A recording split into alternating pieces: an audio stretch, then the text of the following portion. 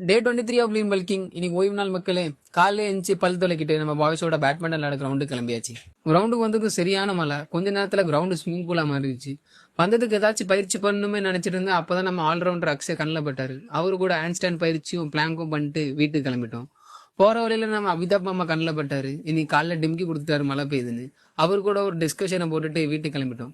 வீட்டுக்கு வந்து குளிச்சுட்டு எனக்கான டாஸ்க் எல்லாம் முடிச்சுட்டு அம்மா பண்ணி வச்சிருந்த பிரேக்ஃபாஸ்ட்டை சாப்பிட்டேன். அப்புறம் நம்ம அமிதாப் மாமா கால் பண்ணி நம்ம பேச்சுலர் பிரியாணி பண்ணலான்னு கூப்பிட்டாரு. சரி அப்படின்னு சொல்லிட்டு வீட்டுக்கு கிளம்பிட்டோம்.